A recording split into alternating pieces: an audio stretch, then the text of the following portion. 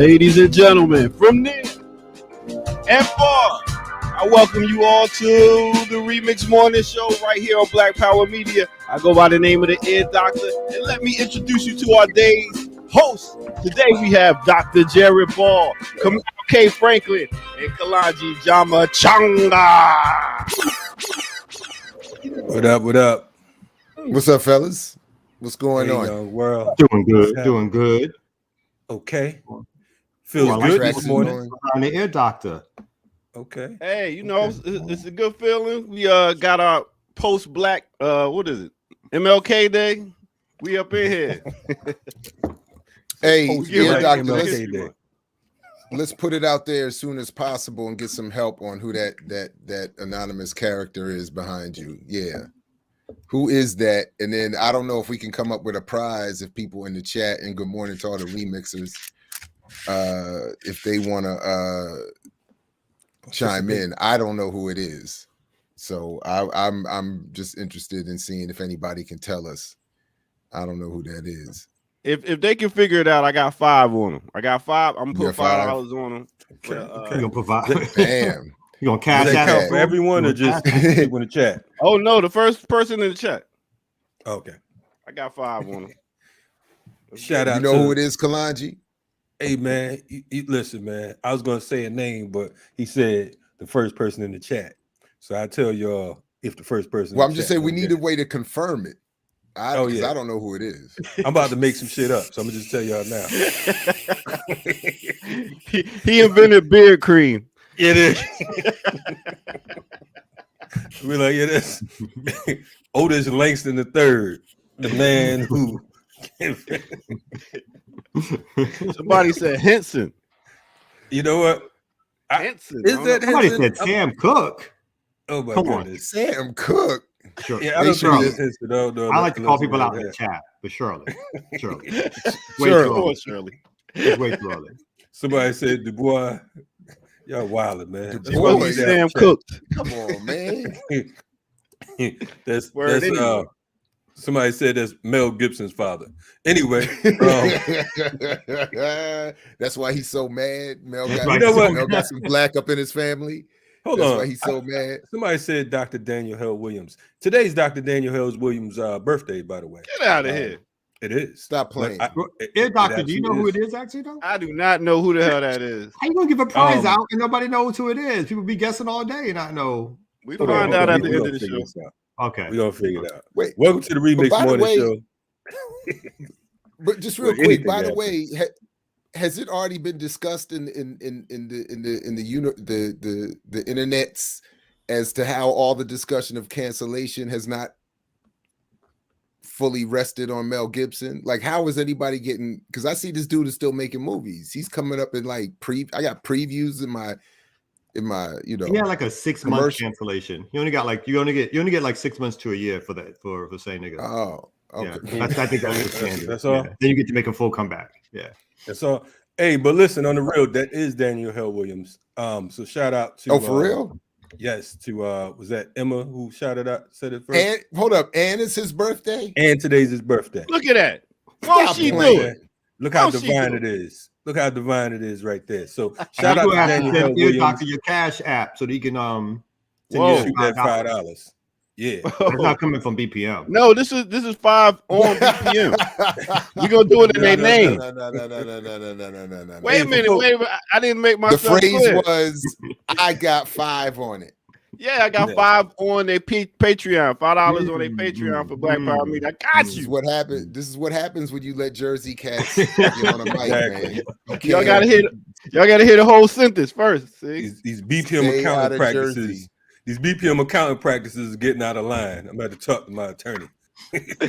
Anyway, I'm out of here. Rock out, y'all. Definitely Daniel Hell Williams. He was the first person to have a successful open heart surgery, or he was the first person to have or to operate, to perform. Oh, okay, perform. Pardon me. I mean, I figured. You know what I'm saying? I mean, anyway, but yeah. So it's that's amazing that happens to be the person that we're looking for today. So shout out to Daniel Hell Williams. Crazy. Don't ask me how I know it's his birthday today, but hey, it is. But anyway, what's popping, gentlemen? How y'all doing today? I'm as good as could be expected. Always happy to be here at the Remix Morning Show. Okay. Some breakfast. Okay. That's it. Yeah, that's it. Come on, you got your morning jogging or what? Basically like a Monday morning. Did you jog this morning? Come on. Or? Nah, this is my.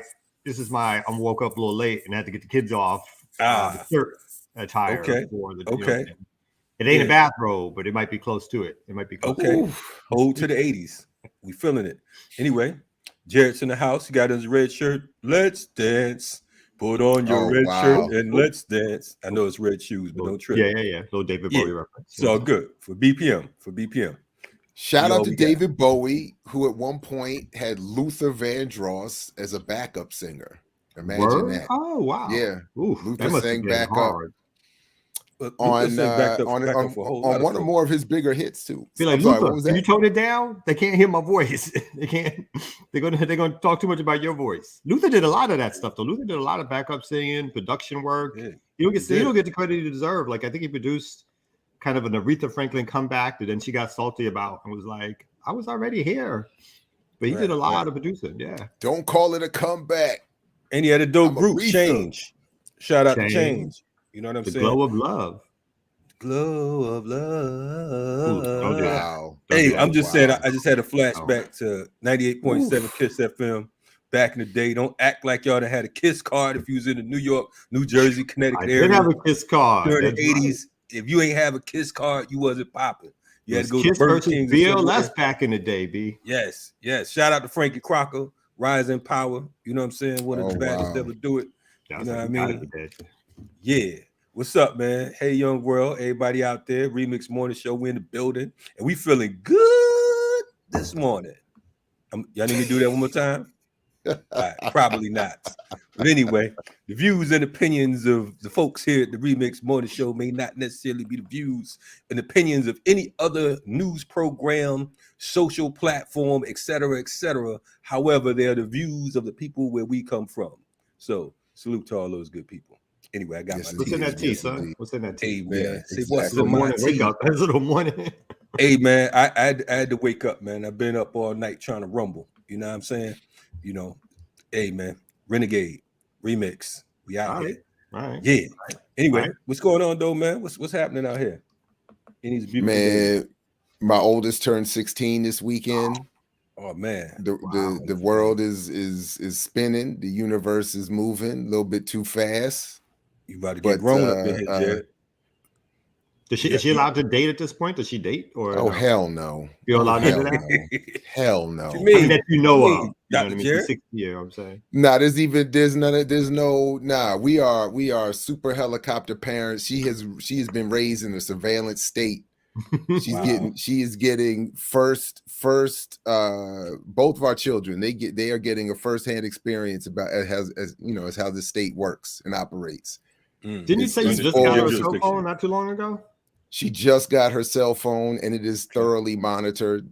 I'm all up in the chats. I'm all up in the emails. Get alerts. It's a mess. Yeah, I'm telling you. You commenting on her chats, man. I mean, you know what I'm saying? I mean, yeah, man. I get alerts. I'm like, why is this the topic of conversation? Who said this and who said that? I said, why was there a thing going around the school talking about would you pick cotton for $100 an hour? So we had a whole that turned into a multi-hour session. And good morning, Tierney. A multi-hour session on the legacy of enslavement and how this is not to be taken lightly. No puns. Wait a minute, though. So what chat was it? Like a chat or like email? It was honestly, in the way it comes, I'd have to look back at it again because the way it comes to me, I'd have to look more carefully to tell the difference between an email or a chat thread. We're talking about surveillance of my children's cell phone. Deep surveillance. Deep surveillance, deep state surveillance. And this is an app you can pay for. So I can only imagine what really goes on with the people with the real capabilities. Because I'm all up in everything. I'm getting I get alerts. If language is used, I get alerts. If there's it comes in categories: profanity, violence, sexual topics, all of that stuff. And I'm like, parentalstalker.com. It's cool. Hey, because you know, in part I do tell her like this is how the real world works. You will be under this level of surveillance by the state. That's So, true. but also like we've been very clear for years. I know way too much about all of this and how it works and its impact to just let anybody just walk up into it. Right. So for years, her friends have been like, "Why don't you have a phone yet? How do you have a phone?" And I'm like, "This is how, you know, get used to it. You don't need to be up on everybody's trend and all this other, you know." Anyway, so yeah, absolutely. It's been. Love it. I'm about to trash my phone now, man, because I mean, because I feel like, you know, this whole, and I agree with what Jared's saying in a strange way. This whole monitoring shit, man. It's like, you know, I mean, I kind of like it back in the day where it's like, I'll call your ass back when I get to a payphone. You know what I'm saying? Or whatever the case is. Going way back. Hey, opposed to, you know, I text you 5 times. I was busy, motherfucker. You know what I'm saying? I don't even like talking on the phone no more. It's crazy because I was literally yesterday considering getting a flip phone because I was literally looking like, can I go back? Because I do think so. I don't know if you all saw that any part of that Joe Rogan interview with Elon Musk where he's saying, you know, we're already cyborgs, and you know, you like what? And then it's like, true, we really have kind of merged with this technology, and is a problem with that is that we're constantly being surveilled. I mean, everything about us is accessible to the big tech giants, and we know that the big tech literally is a wing of the deep state or the national security, you know, industry. Like they literally are combined, and so it's kind of like a false sense of security that we give ourselves, even like certain apps that we might use. So I try to use Telegram instead of other ones that I know are more like infiltratable or whatever. But really, it's a full sense of security because if someone wants to tap your phone, if they want to know what you're doing, it's not hard for the CIA to get into there. So yeah, I was looking at the flip phones, like, can I go back to this? Hey, man. I mean, I think there would be less distractions on the real because it's like, this whole social media shit's crazy. It's like everything's about how many followers you got. Hey, I got such and such million followers. I mean, like you got 20,000 followers. You can't get them to lift a piece of paper and shit. You know what I'm saying? So what does that matter? It's great for stroking the ego, but what it look like in the real world? What hood can you go to and folks respect how you get down? That's my shit. You know what I'm saying? If I break down on the side of the road, you know what I mean? Can I get some help, or am I going to get a tweet out? I mean, like, it was really good. You know, it's just me though. Several 100,000 followers just might know you stuck on the side of the road. Yeah, great. Like, damn, that sucks, Kalanji. Yeah, and the way these haters are, they call the police. There's a Negro on the side of the road. The weird thing with technology is that the first thing people will do, as opposed to calling AAA, is get on their social media and be like, "Look, I'm stuck on the side of the road. Check this out. Check this out." That's your first reaction to everything that's got to be on camera or screen. If with a picture of them crying. If a tree falls in the woods, does anyone hear it? It's almost like if you don't post it on social media, does it actually happen? Mm-hmm. Right. No, it doesn't. Right. But you know what is the realest thing that is always happening?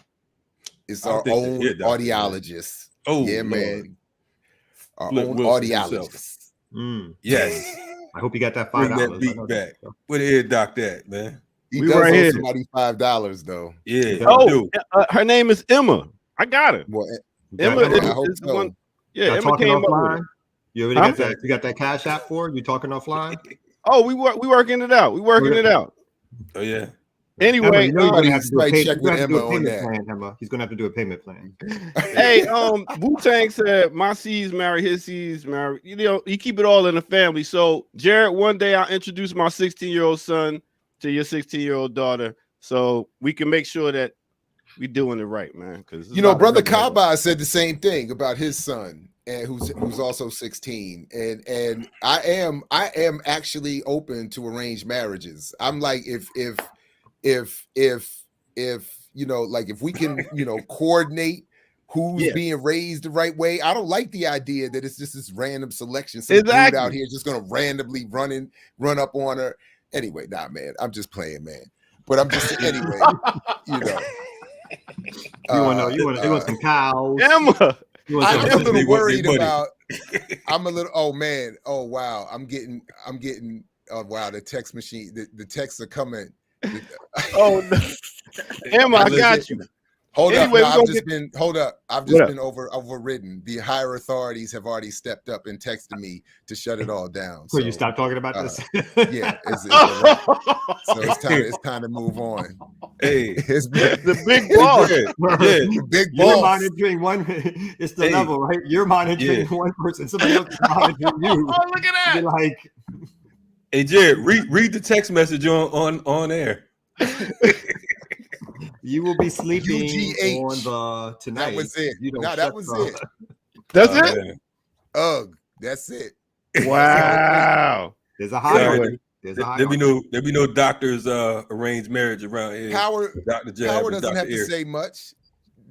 Power doesn't have to say much. You know how you remember when you used to get in trouble and your mother just give you that look? That's Oh, it. man. That's it. That's the height of power. You know, that's the height. The minute they got to put their hands on you, that's when they've lost power. When it's just the look, and you. I can see it in Tierney's eyes right now. That look that she give her kid. Like, yeah, all right. She probably feels like I do. Like, why are we here today? Anyway, let's go ahead and get to the weather, man.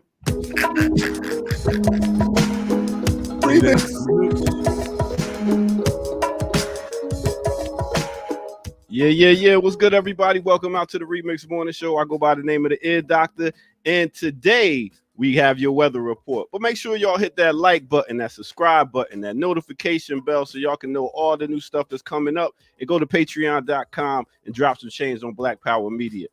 Now, let's get to the weather.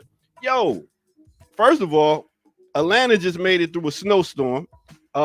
We had a whole inch of snow, and it was crazy for a whole 3 hours. And let me start first. Where we gonna go? Let's go to Boston. Take it to Boston, Massachusetts, where they got a high today of 28 degrees. 28 degrees. That's right. Now, let's circle back down here to Atlanta. They got a high today of 51 degrees. So it's sunny right now. So you went from snow of an inch to 51 degrees and sun. It's crazy. Anyway, let's take it over to Salt Lake City, Utah. They got a high today of 38 degrees, place where they got a whole bunch of wives married to one dude. Wow. Now, let's take it over to San Jose, Costa Rica. That's right. They got a high today of 77 degrees. So if you vacationing, go over to Costa Rica, enjoy yourself. Now, let's take it over to the motherland, Zinder, Niger. Oh, man, I messed it up. Niger is like a word spelled without a G, an extra G. Yeah, you take that G out and you got Niger. So, Niger, we got a high today of 77 degrees. And they got a dust storm. So, don't go outside if you over there in Zinder. Now, our last place we're going to take you to is Bath, England. That's right, Bath, England. I don't know if y'all know about Bath, England, but this is back when the Romans was wilding. You know, they had a thing right here. Everybody used to go. I don't know if y'all know about Romans. They some wild orgy having people, but they had baths where everybody would come around and get in this bath and chill out and had their parties and everything. And right across the street, they had a building called the Pumping Room. I mean, I can't make this up, y'all. I can't make this up. So big up to the Bath, England, who got a high of 46 today. And that's your weather for the day. Now let's take it back to our host. You know how we do.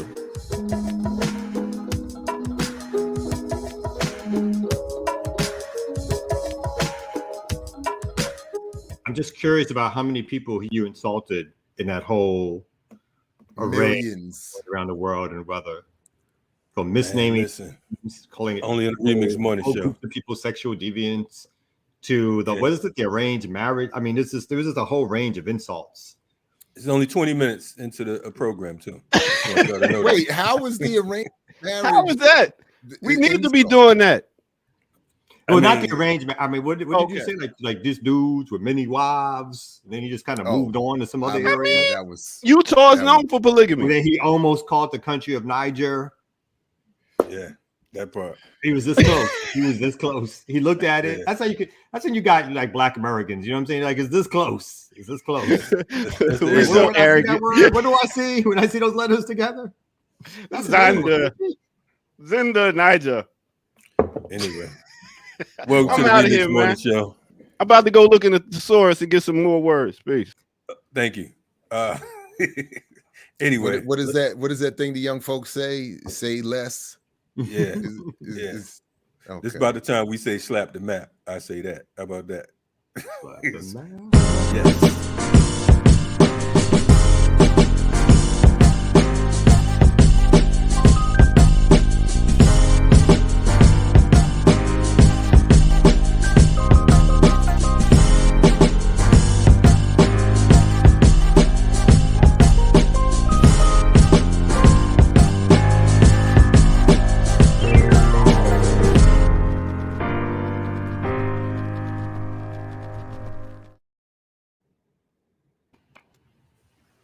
Yes, welcome back, welcome back, welcome back. I don't know why that song stuck in my head these days. Because it's a classic song from one of the best programs in television history from a time when the world made sense.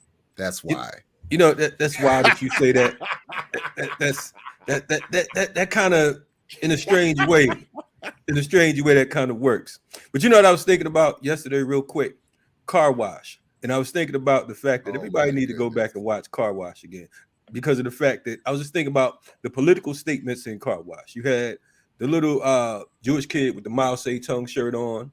Then you had what's my man name? And don't forget he had the Jew fro. No doubt. You had, because when I was a kid, we gotta be real. You? I thought I was Bill Duke. Oh man, but I was probably more like old boy. You probably was.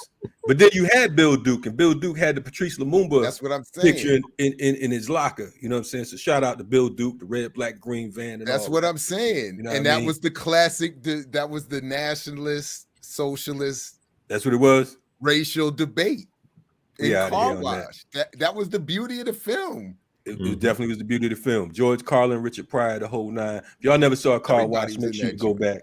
Tyranny's never saw Car. Have you not seen Car Wash? What year was this? It was 1976. Stop playing, Tyranny. Stop playing up in here. I'm sorry.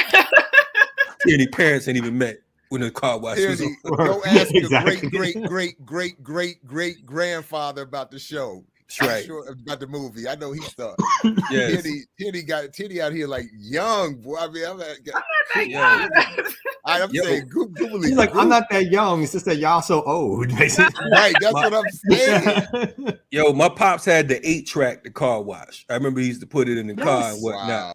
Car Wash. Whoa. Shout out to the Pointer Sisters. You know what I'm saying? Who were some activists up in the Bay. They started out on the wrong side, but then they ended up. The Car Wash wasn't somebody. That was Rolls. Wasn't that Rolls Royce? That was the song, but the Pointer Sisters was actually they had a number of tunes and tracks up on the thing. Yeah, and they were. I Want to Get Next to You. That was the classic R&B hit for the day. It definitely was, and they were in the film. You know what I'm saying? Pointer Sisters. So shout out to them, man. Classic movies. But speaking of classics, listen, there's a lot going on the continent. You know what I'm saying? And over in Mali, I think that it's some newsworthy things happening. And I know I can always count on our dear sister Tyranny to give us some updates on what's going on the continent, because it's like that.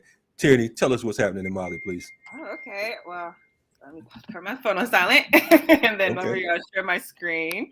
I'm sure everyone has heard by now that, first of all, there's been a coup in Mali. Oh gosh, I don't know why it's not letting me share like usual. Here we go. That's that flip phone, Terry. Exactly. So yeah, I'm sure many people have probably heard by now, but there was a coup last year in Mali, and as usual, the ECOWAS have a funny way of dealing with uprisings. So the people will uprise and say, this leader who is in power is not representative of us. We want you out of power. We're sick of, particularly in this country and also in Guinea and other countries, the Francophone relationship, these countries being so closely allied with France, and France having such a dominant role in the discourse towards every single part of their countries. So since the anti-French sentiment inside of Francophone countries has been so strong lately, you've seen a lot of coups happening. And so this one in Mali happened last year.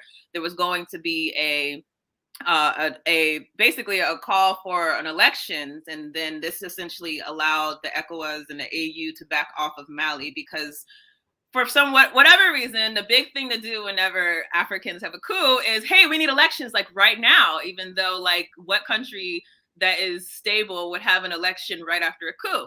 But this is what is expected inside of African nations. So essentially, Mali basically reversed course and said that they're not going to have an election now. Instead, they're going to have one in 4 years. And this has upset many in the region, particularly the ECOWAS, the African Union, and the United Nations. So just to read through some of this article, West African nations will close their borders with Mali, sever diplomatic ties, and impose tough economic sanctions in response to its unacceptable delay in holding elections following a 2020 military coup, the 15-state regional bloc said on Sunday. And it's interesting, this regional bloc is led by Ghana at this particular moment. And Nana Akufo-Addo is beloved by many in the Pan-Africanist community, and I criticize people for that. I usually get some angry Ghanaians attacking me when I do that. But yeah, so the ECOWAS are putting this in place, and also the AU is also looking to take course of action. The United Nations has grounded flights in Mali. And it's interesting, you know, I'm not too in a rush to support every single coup that happens, particularly because we know that we don't really know like what's happening in the background. But some interesting things that come out of this one. One, I do agree, you should not have an election right after there's a coup. I mean, or any type of major shift in government and power. It doesn't make sense. You have to develop. The United States did not have an election immediately after the American Revolution. I believe it was like 12 years after the American Revolution. Then they eventually came out with, oh, we'll have an election or whatever. Yeah, it's expected that Africans immediately return to the global order so they can remain controlled. Another thing, though, is they're completely severing ties with France and also have developed a stronger tie with Russia. We know Russia is more unlikely to tell a country this is how you're going to run your policies. They're more so looking for allies in the region, I think so. And also they've changed the language inside of Mali. It's no longer going to be French. Their official language is going to be a Malayan indigenous language. So while I'm not too in a rush to support any particular coup, I think that this one, these people, you can see that they're minded, they're African minded, or they're trying to distance themselves from their French neo-colonial past. And of course, that's pissing off a lot of people. France, French allies, the United Nations, and all of the African nations who want to pressure the immediate return to democracy. And I'm not personally someone who believes in democracy per se for every single country. So that's my spiel about what's going on over in the African continent. Cool in the game. Wow.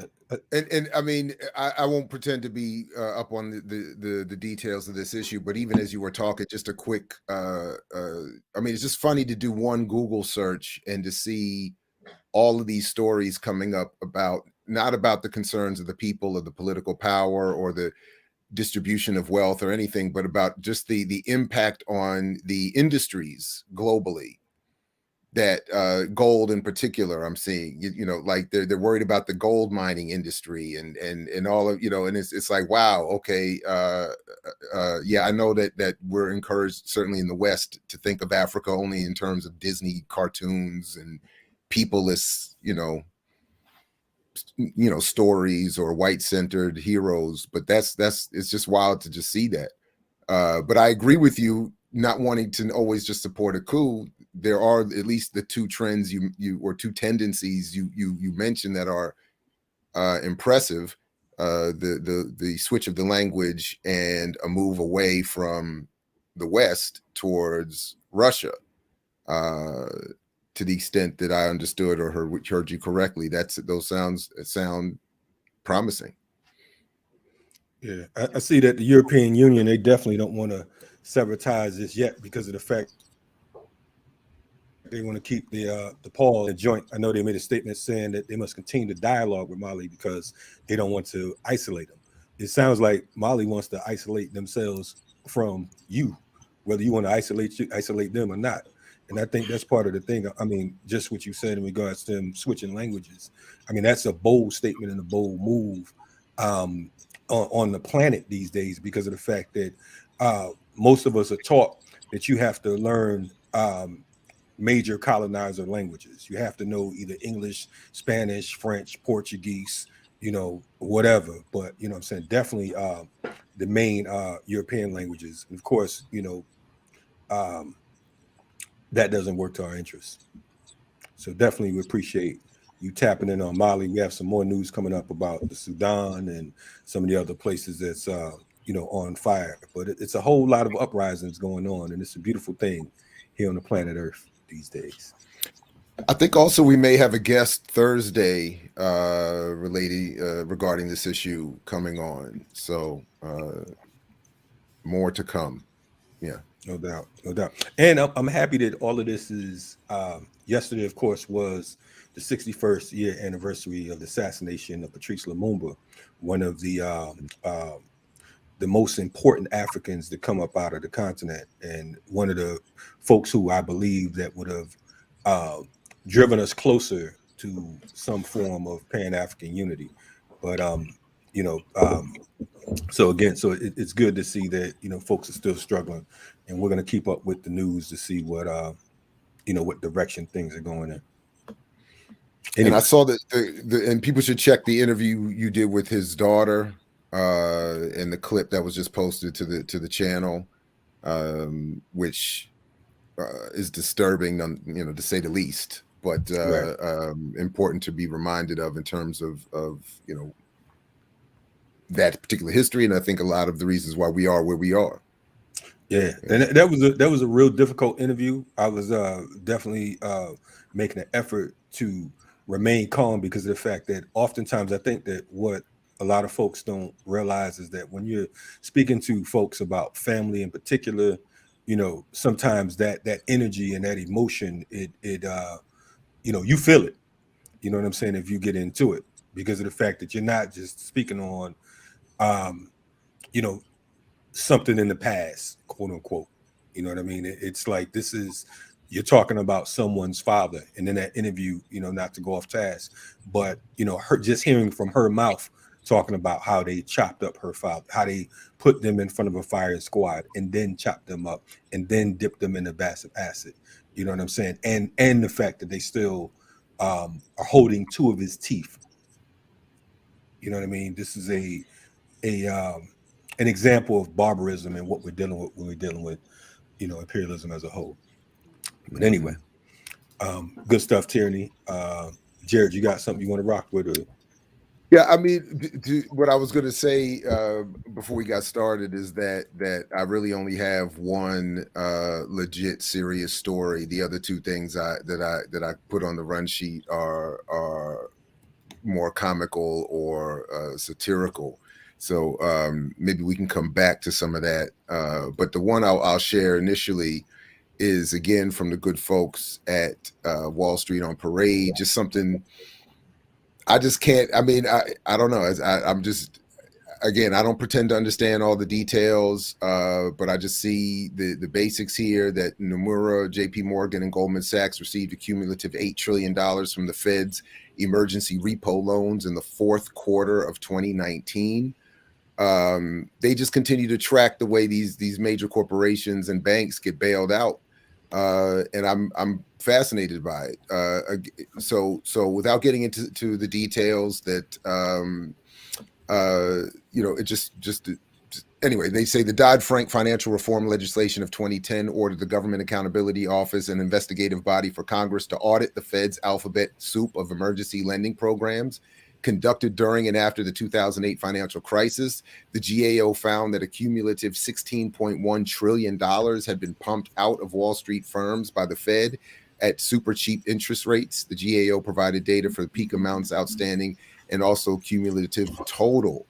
The academic scholars that compiled the Fed's loans during the financial crisis for the Levy Economics Institute also provided cumulative tallies.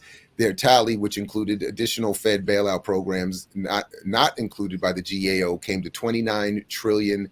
The The largest of the Fed's emergency loan programs to Wall Street trading houses in 2008 was called the Primary Dealer Credit Facility, or in alphabet soup speak, PDCF. It made a cumulative tally of $8.9 trillion over a span of more than 2 years, and just 3 Wall Street trading firms received 64% of that money. Citigroup, cumulative 2.2 trillion. 2.2 trillion. Morgan Stanley, a cumulative 1.9, and Merrill Lynch, a cumulative 1.7 trillion. So, and again, I continue to look it up. I'm just looking at it again here. What is a repo loan? A repurchase agreement is a form of short-term borrowing for dealers in government securities. In the case of a repo, a dealer sells government securities to investors, usually on an overnight basis, and buys them back the following day at a slightly higher price. The small difference in price is the implicit overnight interest rates. Repos are typically used to raise short-term capital. They are also a common tool of central bank open market operations. So for me, long story short, it's the federal government working with the largest corporations and banks to bail each other out, to pump money into to themselves, to keep their daily transactions going. And it's something that your favorite white man said, Kamal, some years ago, that has always stuck in my head, that he said, because of the sort of the high-speed trading done with hugely powerful and fast-moving computers, we're run, as he said, by a virtual parliament that manipulate the entire world's political apparatus simply by where they trade and how much money gets pumped into one via the other. So in other words, whenever something slows down and they need that quick infusion because they're trading literally in microseconds at a time, it seems like they can turn to at least the United States in this case, and pump trillions of dollars into to keep it moving. And yet all the rest of us, whether it's student loans, whether it's minimum wage, whether it's healthcare, we're constantly told that there's just, housing, we're just constantly told there's nothing left. There's nothing we can do. And it's ultimately your fault as to why you're in the position you're in. It reminds me of the anger directed that way. Yeah. I mean, I think you and Kabal were having this conversation last week on sort of capitalism and sort of pure capitalism and or state capitalism, and the idea that there was not and the idea that there's never really a pure capitalism, and so we always have to remember that the arm of the state is helping, supporting, and propping up financial interests, and that's considered their role, right? It's not like these companies make money again because someone is so smart or someone is so industrious that they've done all this great stuff and therefore they deserve all the wealth that they've accumulated, and all the people who they put those narratives out for us to believe. It's like these people are gaining wealth, these companies, these worldwide institutions, because of the support by the state, which operates international money policy, which again is what part of the worldwide struggle is the dollar being the currency that's used internationally, the US and the Europeans controlling how money is transferred in terms of the SWIFT and how they get to put sanctions and stop other people from participating in the world economy. Is like, this is a European controlled system, and it's dominated for the purpose of enriching fellow Europeans, i.e. that includes Americans, fellow white folks, in terms of their corporate and state interest. And so we're not just talking about some pure capitalist system. We're talking about a system in which the state apparatus upholds an economic order, because they know that without upholding that, and without doing the resource generation that they do, that system would fall on top of itself. Yeah, what's interesting to me is, and I agree with everything, it's more so like how it's being justified. So, for example, we should know Davos's meeting yesterday, I believe it started, the World Economic Forum, and they've been putting out messages for the past year or so saying stakeholder capitalism. So essentially, well, capitalism is bad. So we're going to introduce a new type of capitalism where you get to have a say or so, and you get to be included. And it's really stakeholder capitalism. When you hear them explain it, it's capitalism, but it's basically trying to give a false sense of security to the people that, hey, we're not leaving you behind. We're bringing you with us, which my understanding has happened different times throughout history. They've tried to rebrand capitalism and make it more like it's all of us instead of like the separation. And so there's a lot of scrambling, I think, by the elites. You know, yes, they're partnering with their governments to consolidate power at a time where we're really seeing like unprecedented inflation, and like it's like a lot of people, their rent has gone high to the point where people might never own homes.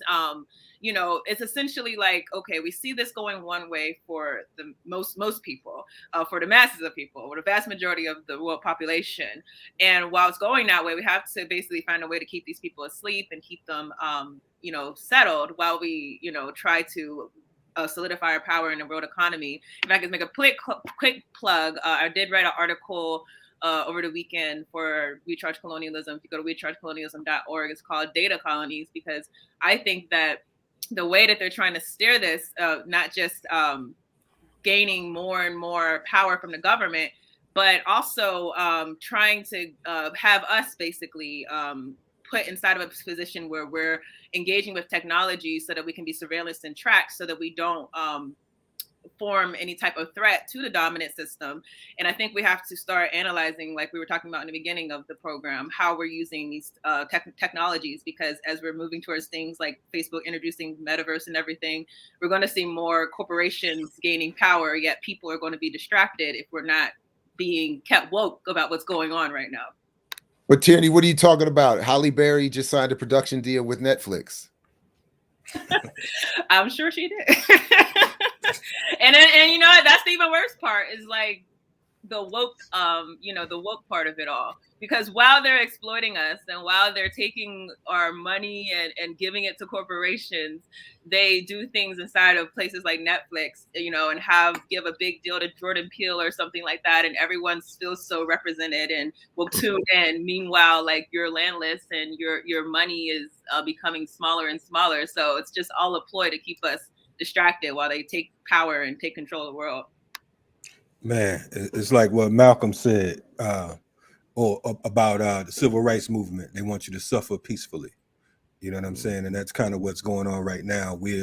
While everything's going on, while the bullets are flying over your head, you're eating popcorn, seeing what's happening on Netflix right now.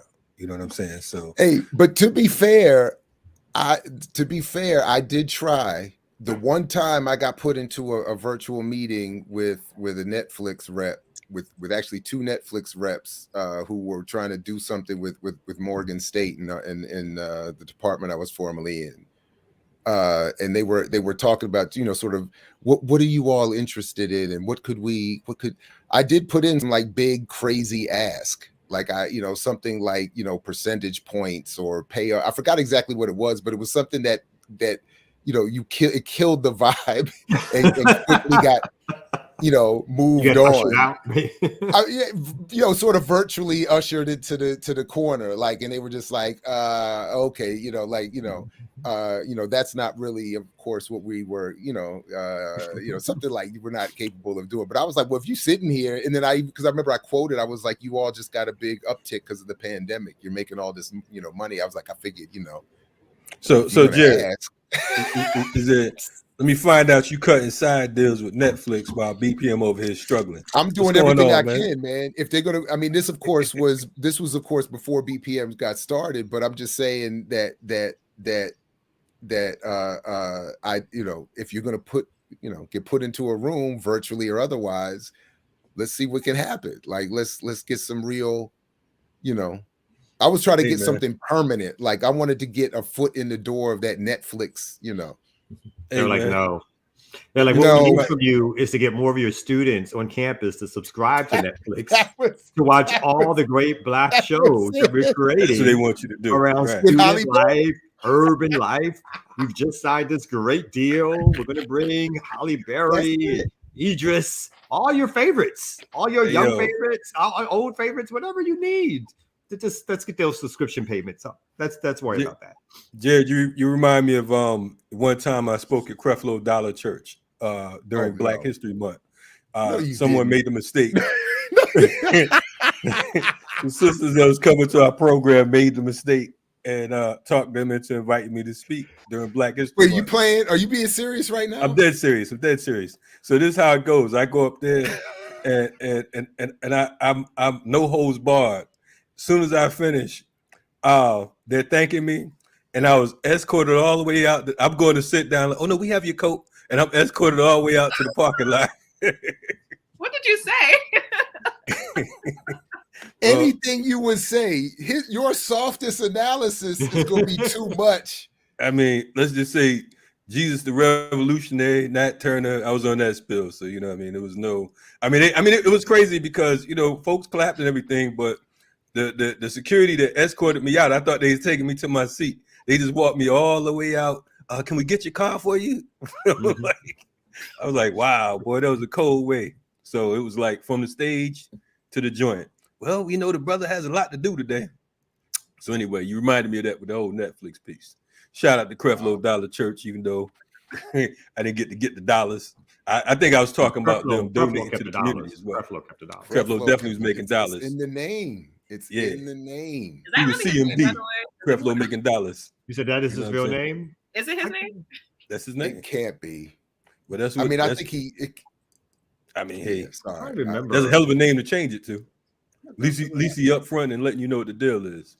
But anyway, we'll have to look that up because I thought I could have sworn that was, but I'm not sure. Hey, man. So his name is Creflo Augustus Dollar. Mm-hmm. Hello, perfect profession he went into. Wow. Yeah. Can't prosperity ministry. He was like, hey. The Lord and the dollars are calling me at the same time. Man, listen, dude had like when I went there, I counted about 18 wheelers. They had at least another dozen or so. What are those buses that they have? The charter buses, all with his name on it. Then they had school buses. I'm like, man, these cats is moving it. I'm like, I'm in the wrong profession. As a Christian, I hate that church. Man. I don't hate that church. I hate the institution. Yeah. I'm sorry. Yeah. Right on. It's just I think it's terribly disrespectful to anyway, but whatever. Hey, man. I think Creflo and Netflix about to sign a deal though, just to let you guys know. They might. You think they'll let me back on the joint or what? But anyway, no, I don't think that part is happening again. Yeah, probably not. Speaking of Creflo, today is actually the day that Jason Van Dyke, the pig who murdered Laquan Daniels, Laquan McDonald out in I'm tripping. McDonald out in Chicago a few years ago. Today's actually the day that he was sentenced in 2019. Now the ill thing about that, there's a news report that just came out talking about the fact that he will be released from prison on February 3rd after serving 3 years, 3 months, and a few days. So I'm trying to pull up this article because of the fact that Happy Black History Month. Yeah, like let's get this thing started right now. It's like, start your Black History Month off with this cop killer, and this killer cop, and it reminds me.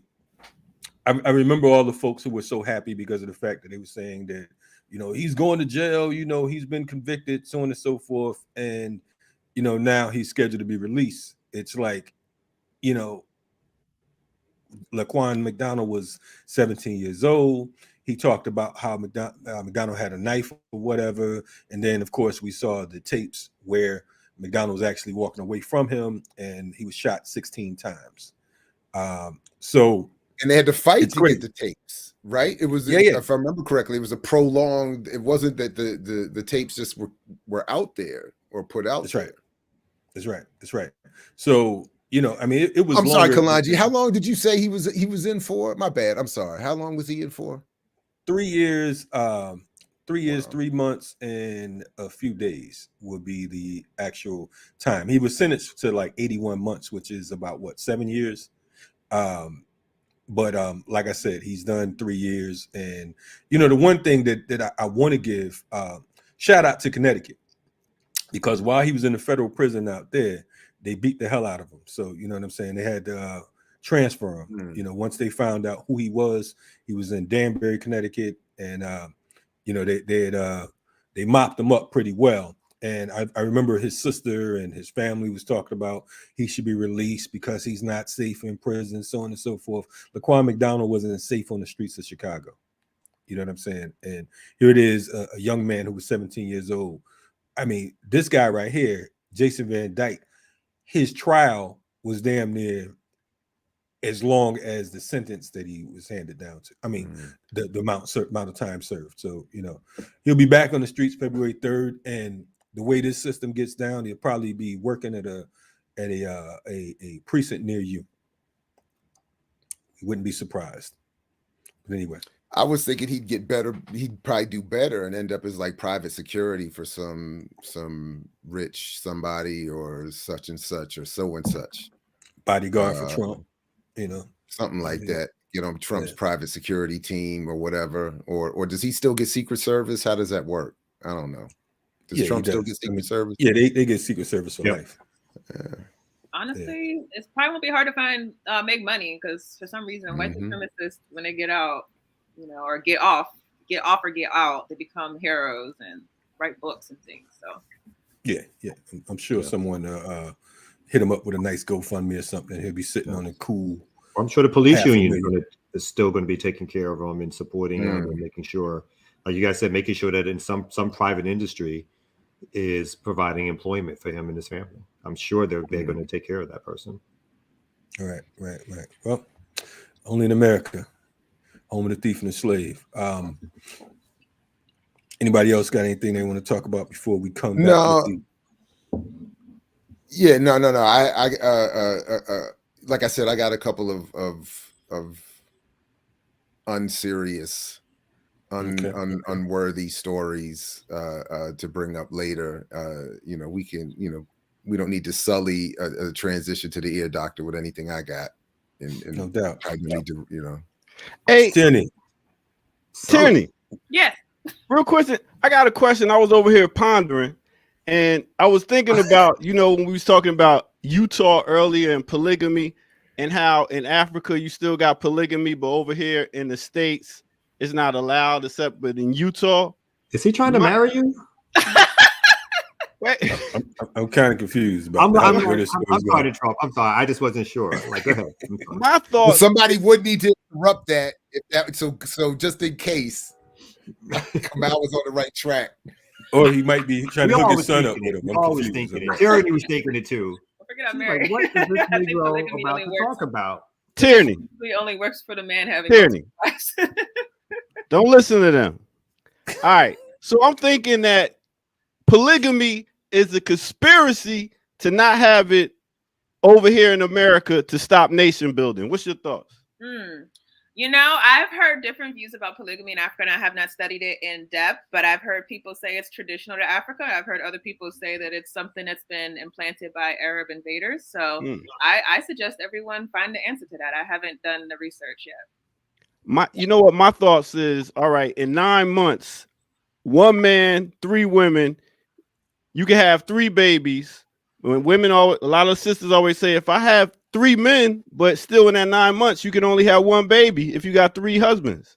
You see what I'm saying? It's about. I don't know. Are we having a problem? And I feel like African people in general, because they're always talking about population control. So whether it's in the U.S. or abroad, it seems like we don't have a problem filling space in here and wherever we are, right? We definitely don't have a problem with that, but we do have a problem with nation building. But that's it. I was just thoughts on my mind. So we about to go ahead and get to our artist spotlight. Look at these guys in the back. I can't. Anyway, let's go ahead and get to it. And Tierney, you have a great day. What's your next show about? Next show is going to be about tomorrow morning, going more in depth on what happened in Mali and Africa's position in the New World Order. So we're going to. Tierney, I feel like you owe us another 10 to 15 minutes. I don't understand. You owe us another 10 to 15 minutes. What's going on? My bad. Gotta log into work. Hey, that's why I had to come back with a question for him, man. I was trying to keep it around a little bit longer. Anyway, let's get to it, y'all. Ear doctor ran us all off with that one.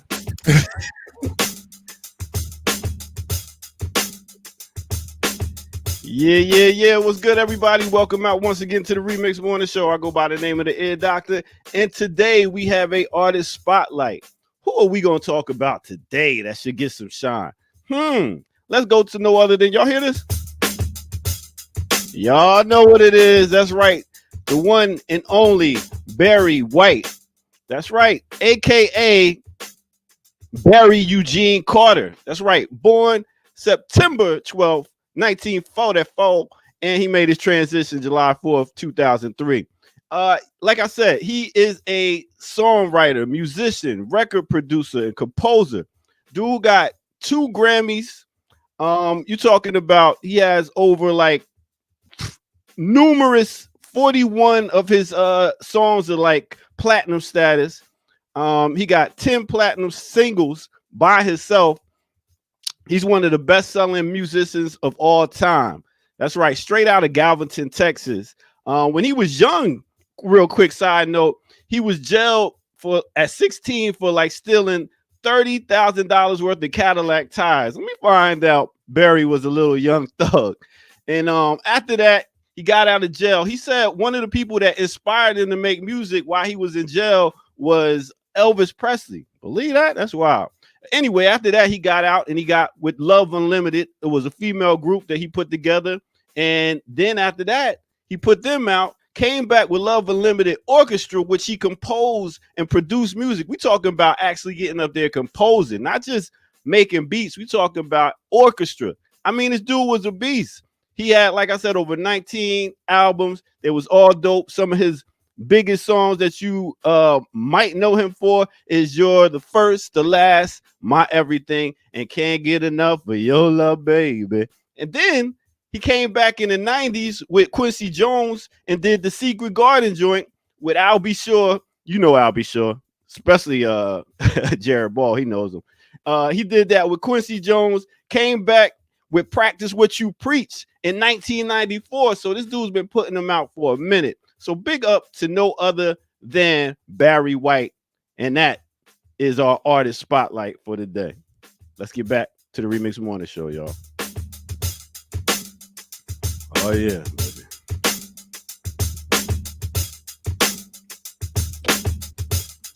I am going to say he is one of the few people who I think has rocked a perm successfully. I've never looked at Barry's perm and was like, this is just a shame. Or is this always was like, oh, this is Barry. It was player. It was very player. Yeah, I just for some reason he was able to rock a perm for me. And I was like, and I didn't think two ways about. I mean, that's why, he comes from a certain generation, but he was able to rock that perm. Yes, sir. And that groove still works. Still one of the tightest grooves out there. He was in the pocket, wasn't he, Jared? That was definitely in the pocket. He was in the pocket. In the pocket.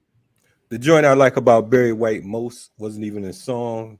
It was the movie Coonskin. How many of y'all saw Coonskin? Yeah. Oh man. I don't. With Philip Michael Thomas. Yeah, Philip Michael Thomas. Oh, I definitely did not see that. No. Yeah, so Coonskin was put together. I forgot the dude's name who produced what was the half cartoon, half movie joint that was popular back in the day?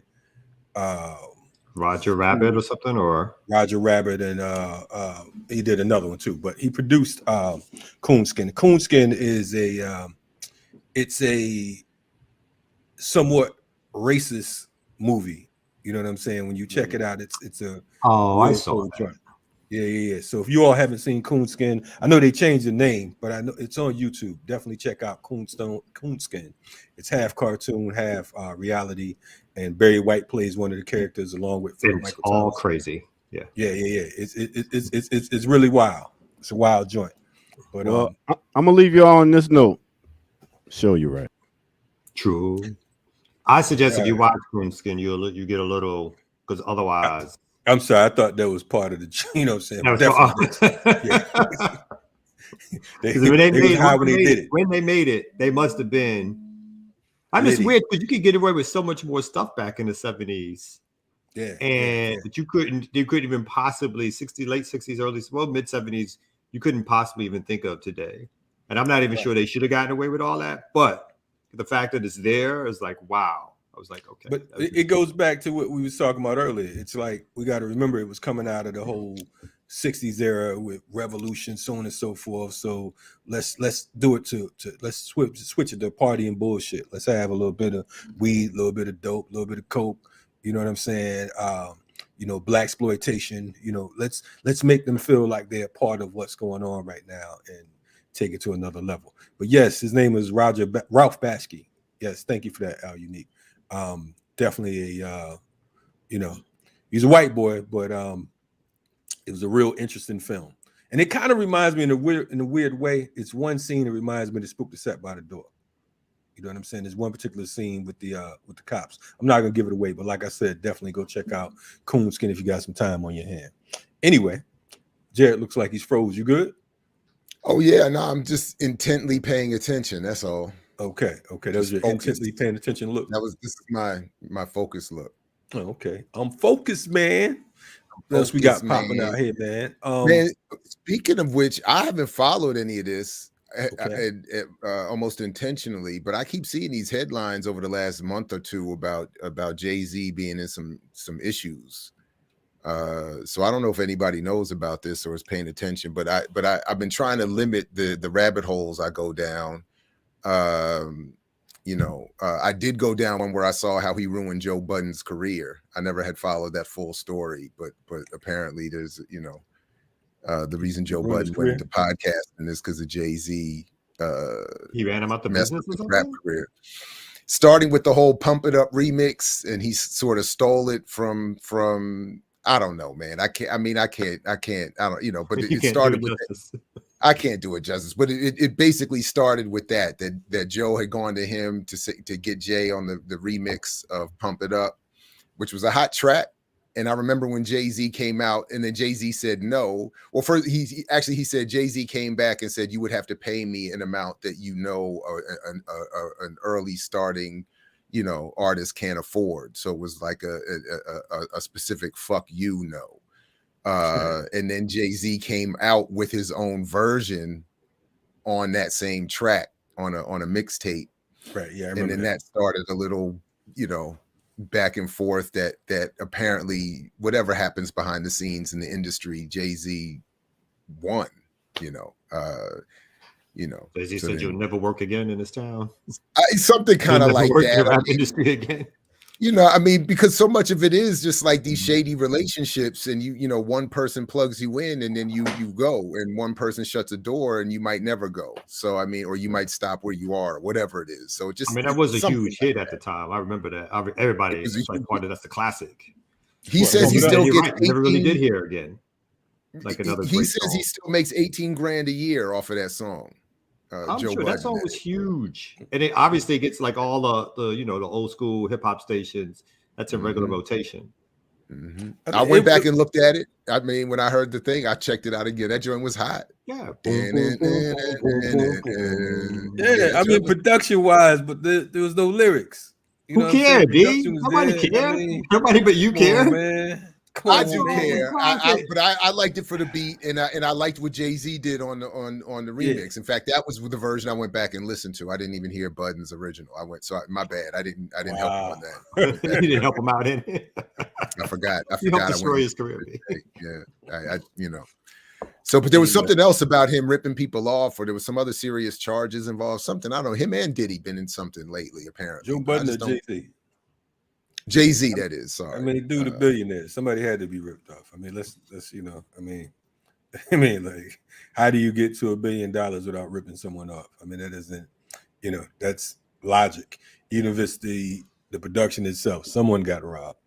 But hey, real quick, speaking of numbers, we need to get to 200 to get an outro mix from the Ear Doctor. 200 live streamers, so we're a little bit short of that. So go tell somebody to jump in here, and then we need 7,000 more subscribers so we can get an on-camera silent wave from May.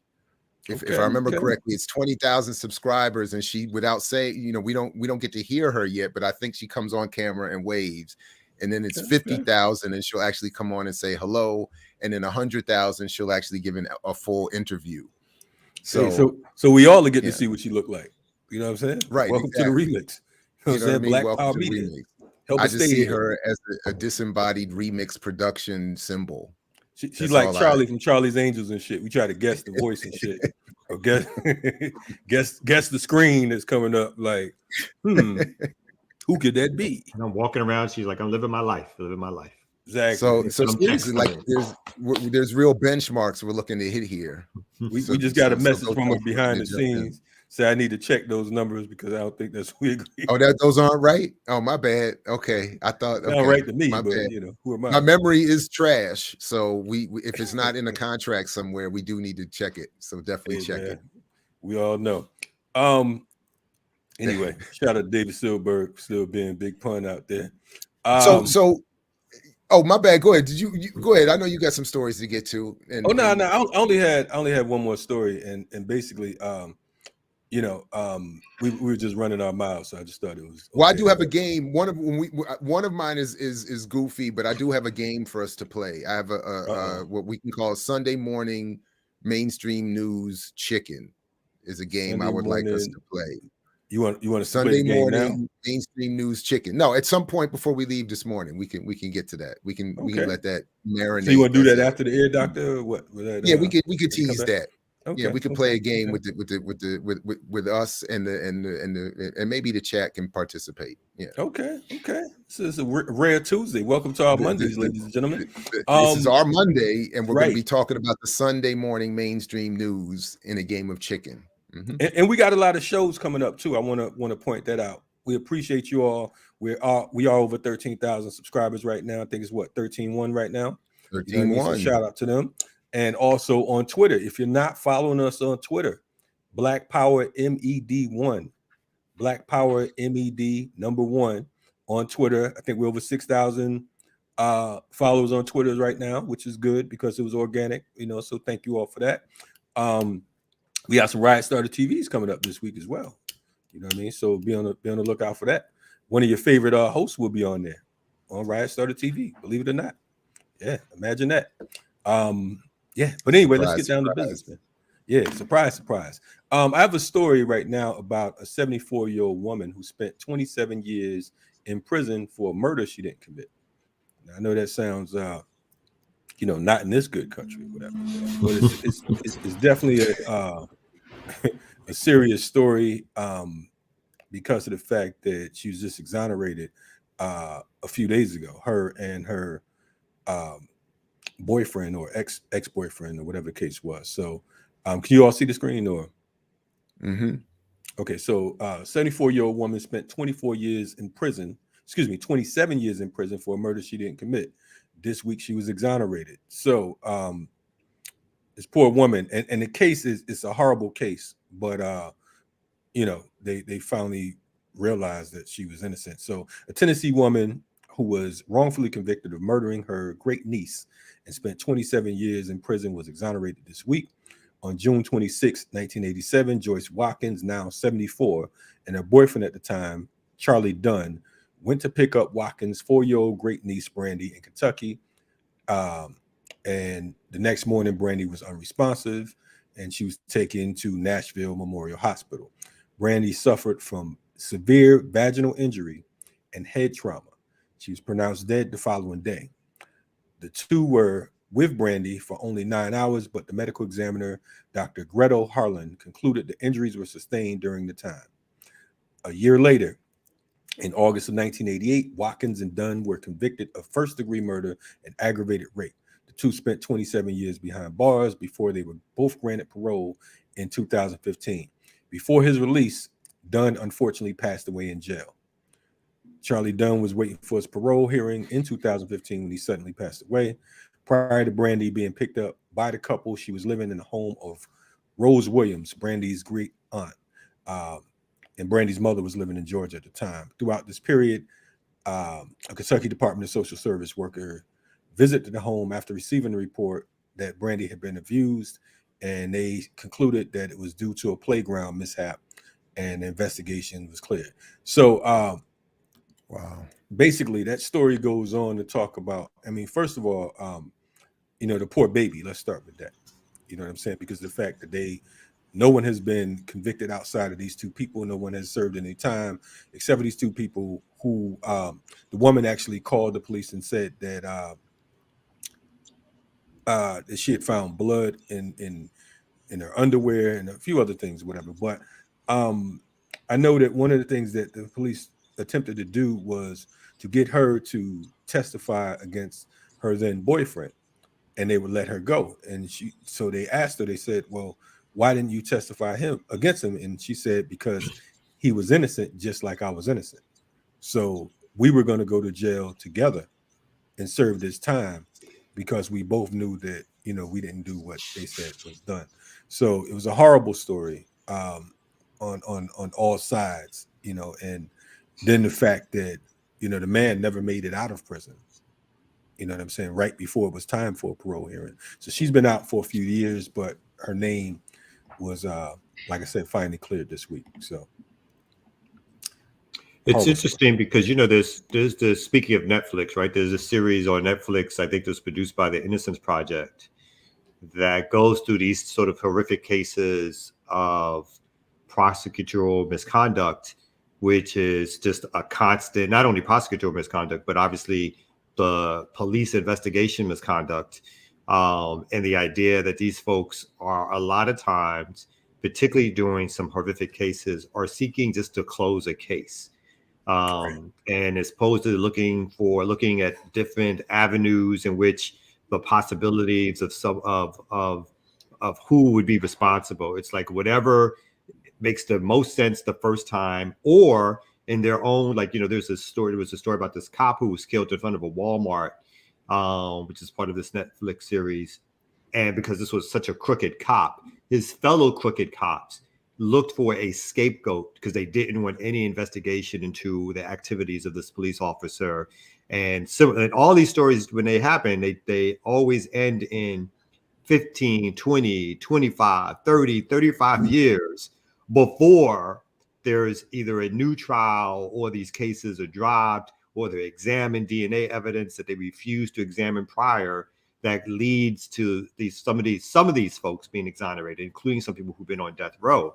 So the question becomes, imagine all the people who were not able to reach either new attorneys or other folks and have evidence evaluated, who have literally either died in prison or been executed because of these horrific ways in which this injustice system works, which is all about police feeling they need police and prosecutors closing cases, obviously, as opposed to investigating cases.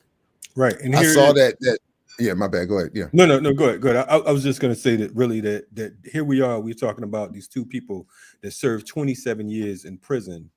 And at the same time, we just talked about a story dealing with Van Dyke, who has done 3 years in prison and is getting out. We know what he did, but they found these two people innocent after they served all this time. Go ahead. I'm sorry, Jim.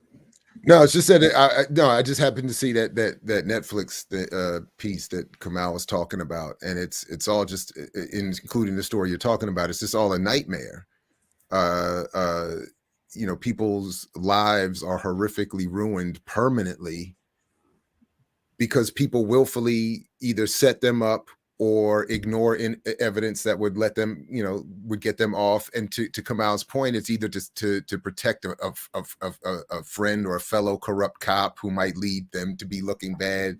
There's these examples where it comes out that DAs are more interested in the prosecutorial victory for advancement and promotion, and by the time even the Netflix series or whatever comes out, these prosecutors are now judges or retired judges who don't want to appear on camera or don't need to be, and after they've ruined, or participated in ruining somebody. So I mean, it's just, and then to your point, Kalai, and then this dude is getting out, and we know he did it. Like you definitely did that joint. So it's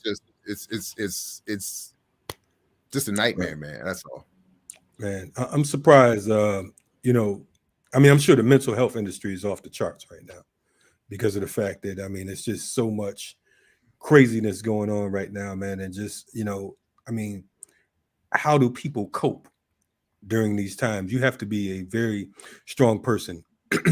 And speaking of that, I was just thinking about there was another story in Atlanta about the CEO of MARTA. MARTA, for those who are not familiar with Atlanta, MARTA is our train system here. It would be equivalent to the New York subways or BART in the Bay or any of these other places or whatever. Well, you said it has a CEO. Yes, it has a CEO. Well, it had a CEO. It's private. Yeah, private. One of those public-private. Yeah, it's a public institution, but that's what they call a leader. Oh, okay. Yeah.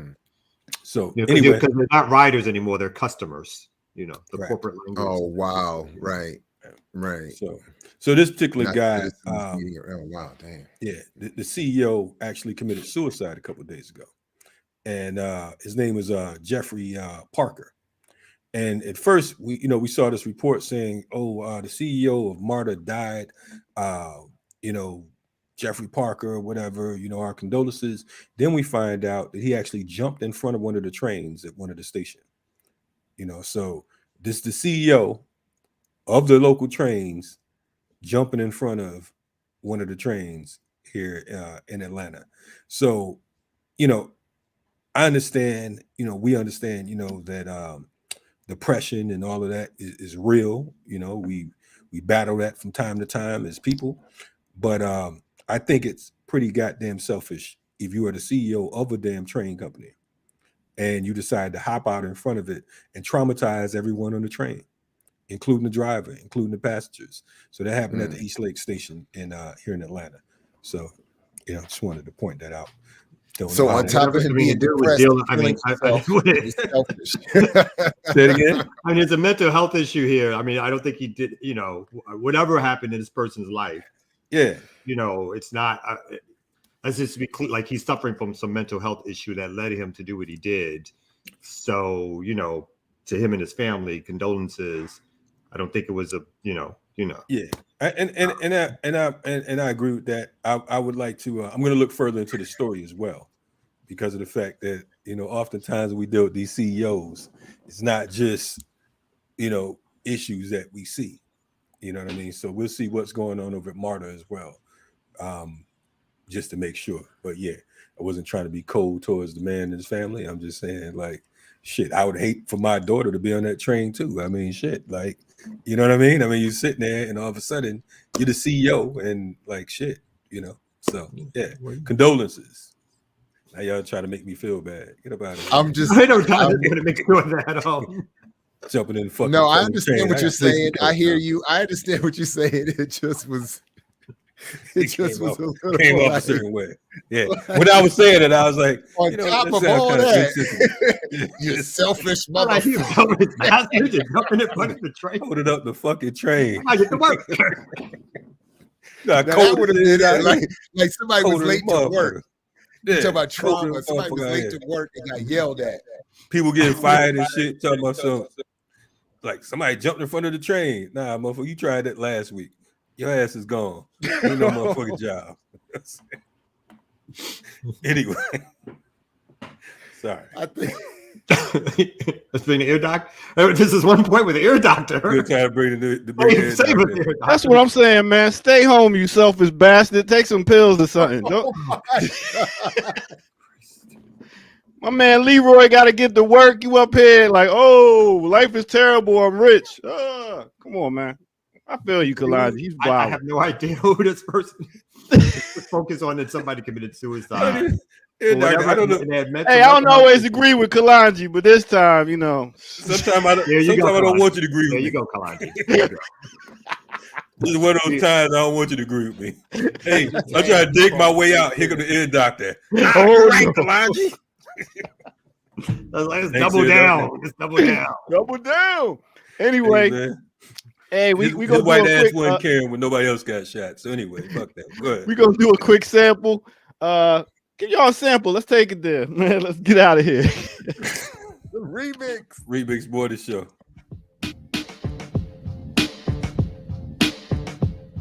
Yeah. All right. Welcome out, everybody. Once again, to the Remix Morning Show. Let me make sure that y'all know that we got something special for our Patreon members. We are going to drop a video this week for our Patreon members. So if you don't, and if you're not one of the Patreon members, please make sure you are, so you can check out these monthly special videos we are doing once a month. So check that out. Anyway, make sure y'all like, subscribe, and all that. For right now, we're going to go ahead and get to, man, I didn't even have this set up. So let me bring my mic over here real quick. So we're going to go to a nice little sample right here I wanted to bring out for y'all. Take y'all back to an era of 1974. That's right, 1974. I said four. And with that, I want to take you to my sample of Lavomantics. Did I get that right? Lavomantics. That's right. Bobby Knight and the Universal Lady. That's right. They came out with a song which is called Sex. So let me go there real quick. All right. So they had a song called Sex, and I want y'all to hear it. And then we're going to take you to the now time so y'all can figure out, you know, who might have used it before I really get into it. So let's go ahead and go there real quick. And then I'm going to give you a quick little taste of it like this. Here we go. All right.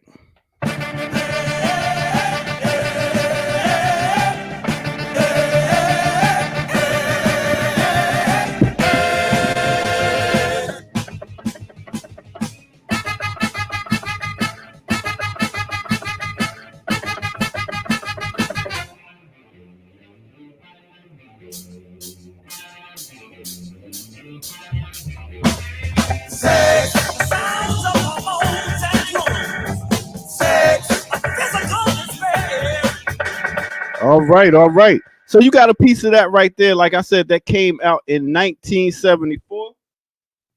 Now what we're going to do is we're going to take you to the now time with a MC and a DJ. But if y'all know that, let me know. Let me check the chat room, see if y'all might know who that is. Oh, we got Al Unique in the building already, early. That's right. He heard that sample. And it is no other than, that's right, Men at Work. Men at Work by no other than Kool G Rap and DJ Polo. So we're going to get to that right quick. Let's do it like this.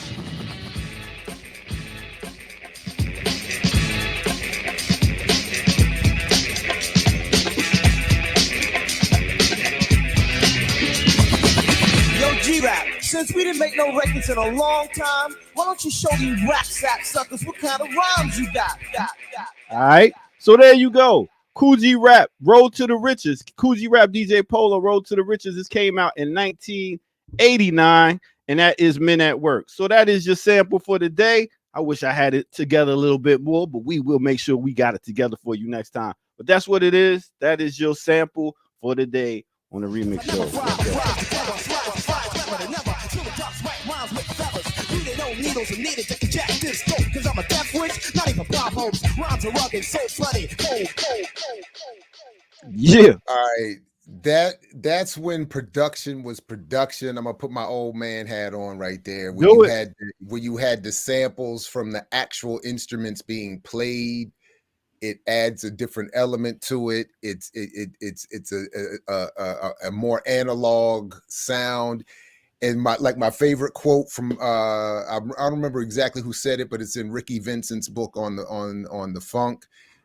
Trying to understand, trying to describe the funk is like trying to write down your orgasm. I love it. And let's give it up to Marley Marl, who did that track, who found that sample and made it happen. One of the best producers of our hip hop generation. And Kool G Rap, who I feel like underrated. Kool G Rap can get on now. Get on the mic now. Kool G's on the Mount Rushmore hip hop. Yeah. It's him, KRS-One, Big Daddy Kane, Rakim, and Kool G Rap. That's too many people, right? That's four. That's I thought four. I heard five. It I sounds thought I like at heard least five. five, bro. Hey. Cool G rap, Big Daddy Kane, Rakim, and KRS One. That's Okay, I four. thought you said somebody else real I'm not quick. mad Now, at that list. I We feel like could there was add three Chuck of D them. for the fifth, but don't get me started with that. Chuck D is not on any Mount Rushmore greatest MCs. I love Chuck. Oh, I yeah. mean, but things he it's said- beyond. content. It ain't that much beyond content. I mean, I love Chuck. Greatest rap group ever, I think, is PE. But I mean, I'm not going to say Chuck D was one of the greatest MCs. It was that collaboration. That was truly a group effort. Hey, Chuck D on his own. That's a whole discussion right there. We might have to say that for the Patreon members or something. Chuck D on his own. Who's on a Mount Rushmore here? Well, speaking of Public Enemy, tonight, Professor Griffin and myself will be talking about the radical history of Martin Luther King, the radical history of Dr. Martin Luther King on Serious Minds Radio. So y'all stay tuned. We'll be on there tonight, talking some talk. You know what I'm saying? No telling what's going to be talked about when we talk about that. So anyway, but that album cover you talked about with Boobie, that reminds me of Petey Wheatstraw. It was one of those type covers, man. You know what I'm saying? With the whole fire and everything. Yeah. It is one of those. Yeah, like Petey Wheatstraw and what's your man's name? What's my man's name? Rudy Ray Moore. Rudy Ray Moore. Yeah. Yeah, no doubt. Dolomite. That's what it is for the day. I'll catch you all later. Peace. Did you Remix all Morning see Show. Eddie Murphy's Dolomite? I never did see. Did I see that? It was good. Yeah, I mean, best is I'm so happy that my man is having this arc in his career, Wesley Snipes, because it just feels like, Wesley was gone, but now, he's making this comeback. He's all over everything, more Netflix show, like movies. He was, Eddie Murphy, 2 different Eddie Murphy movies. My man is making some serious. I am happy to see him back. I would like to see him get some better roles, though, and I'd like to see him do some better accents. Because I think there's been two of these movies he's done. I've been, I'm happy, but more power to him. I'm just glad he's back. I think his exile was unjust. Yeah, his exile was unjust. He has a good role in that that Netflix joint. What's it? True Story or something with Kevin Hart. Yeah. No, he's the second main character. Him and Kevin Hart, the second main character. And I'm not saying that movie. All I'm gonna say about that movie, not to ruin it for anybody, is that took a turn. I'm gonna just say that. Wasn't that unexpected? It wasn't. They wanted to set it up as unexpected. To me. It wasn't to me. First of all, I mean, I'm going to ruin it, so y'all better. I don't give a fuck. Okay, so spoiler alert. Okay, spoiler alert. Yeah. So right, you wake up in the bed with somebody that your brother comes in your room, wakes you up, and tells you that the person you're sleeping with is dead, and you don't roll over and grab her or try to revive her. No, I knew all of that. I'm with you on all of that. That was ridiculous. Who does that? Who does that? That's terrible writing. That's terrible writing. I'm talking about, though, no, I agree with you on that. The turn I'm talking about is that they had Kevin Hart going from more or less playing himself to being Jason Bourne by the end of the movie. He's like those shots he makes at the end of the movie. He's like putting bullets in heads, like jumping around, putting bullets, like unfazed, covering the body, laying up next. I mean, his dead brother faking it all. I mean, I was like, damn, that was quick. That's true. So you trying to get some off? You trying to like be Mr. Tough Guy now? Like, is that what he felt like? I want to experience toughness. I mean, honestly, anyway, I thought he was like a fake Bushwick Bill. You know what I'm saying? I was waiting for him to say this year Halloween fell on the weekend. I was waiting for him to say that, but he ain't never say it. You know what I mean? I'm like, come on, Bushwick. Man. Where you at, Bushwick? But he ain't come through. So anyway, shout out to Wesley Snipes. Since we here in the silly zone already and talking a little bit about music and breaks, I would like to, if we could, just quickly share something, because this is actually I have to admit, only somewhat facetiously am I saying that dreams do come true. And if I was ever going to be conned into believing in the fantasy of this world, this would be the way they would get me. So one of the things as a former wannabe drummer that I subscribe to is this channel Drumeo. And I just want to play the first few seconds of this intro here of something that dropped recently. What's up, everybody? It is Hannah Welton, and I am so excited to be here today. We're going to be breaking down some of my top 5 favorite Prince grooves. I worked with Prince from 2012 up basically through 2016 until his passing, and he actually discovered me on YouTube. So, I just want to encourage you guys to continue to work hard, continue to practice, continue to record your videos and get them uploaded, because you never know who's going to come across your work. And don't get discouraged. Just stay the course. One day it'll work out for you the same way that it did for me. All right. So that's it. Like I do love this channel, and I love the way they have some of the best drummers in the. He did employ too many white musicians. I'm sorry. He did what? He just. That's my only knock on Prince. It's like too many. You got too many white musicians. You just started employing like every white woman you saw. My bad. I'm sorry. Go ahead. White woman. She did replace a brother. I don't know the details. She did replace. She came on board replacing a brother. So that's. I'm not going to debate that point or argue that point. I think that's interesting. Shout out to Candy Dolfer, the saxophone player he always toured with to support Kamal's point. But we give it too many. But we got to, not to cut you off. We need a limit of how many white folks we're gonna shout out a week. This is Black Power Media. We be shouting out too many. This isn't. First of all, I haven't even gotten anywhere. This isn't a shout out to her per se. Right. First of all, it's always a shout out to Prince. And it's a shout out to the channel, which I do enjoy being able to see professional drummers come in. Like they had Michael Jackson's tour drummer come in, and you get to see them play and demonstrate how they do stuff. I mean, if you are a drummer, this is the kind of stuff, or a wannabe drummer, this is the kind of stuff that is perfect. But really the point that got me, I have to admit, is that she said he discovered her on YouTube. And I'm like, if there are ever any fantasies associated with, I'm ready to get the drum kit started again over here. Like, no, I'm just playing. But that was kind of a mind blow for real. Like that Prince would see you on YouTube and then hire you to be with the baddest man on the planet, from my perspective. So like that is pretty. That's Prince pretty wild. Higher than the motherfucker though. He probably was. I mean, get me high. Prince, you wildin'. Shout out to Prince. You know what I'm saying? She got the tour. I mean, tour with Prince, being music sessions with them, and from what everybody says, like Prince is like 2:00 in the morning, call you up. Jam. Boom. And when you see in fact, she talks a little bit about that, and what you see in that is even to me even more impressive is he was meticulous about how the drums and everything was to be played, down to the way that he was instructing her how to strike the hi-hat with the tip of the drumstick and all that stuff. If only Prince went through Western Maryland from 97 to 99, that's what I'm talking about. This close. It almost made it, huh? Close.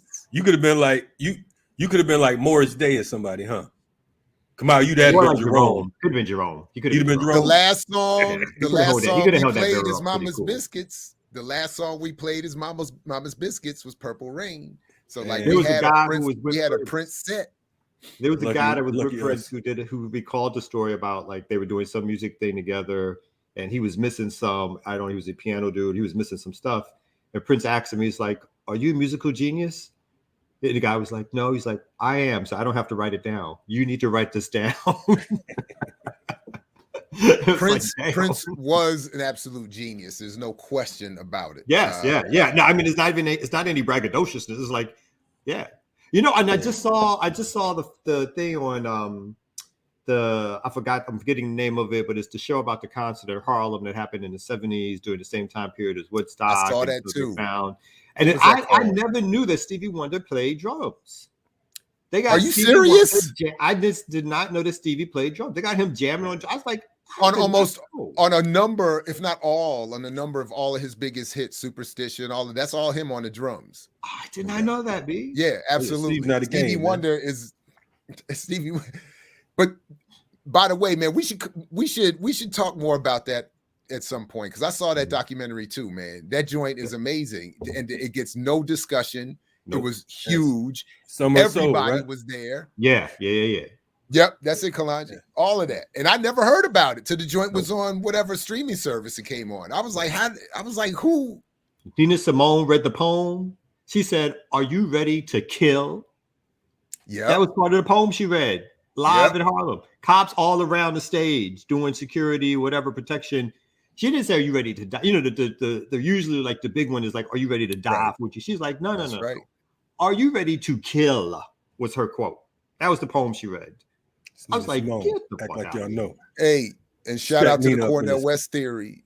My bad. Yeah, definitely respect Nina, no question. No doubt. And shout out to Cornell West theory as well. Yeah, because they got a song called "Would You Kill?" It's asking that exact question. Enough about what would you die for. Yeah. You know, speaking of Cornell West theory, isn't Cornell supposed to be coming on again soon? I thought we got a promise that he'll be returning. You know what I'm saying? We have some unfinished business. What you think? Oh, more Cornell. We cool with Cornell. We're gonna leave it at that. I always talk to Cornell now. I mean, always come back. All right. You made it sound like it was imminent, like it was like I'm like an announcement. You just throwing this out there. You just throwing it out into the wind. I'm just saying. What we do? We got a more speed dial. Like, yo, Corey, yo, B, what's going on? Get your ass what up, man? Let's talk about this like masterclass bullshit you was pumping. You know, it's bullshit, Corn. Yo, Corn. I would like to know, like, I would be interested in, and of course, I won't see it until after the show, but I would be interested to know what the chat thinks. Who should be, you know, BPM's next major big interview? Like, who should we be going out here to get that we haven't gotten, that needs to be gotten, that we should speak to? I'd be very interested to know.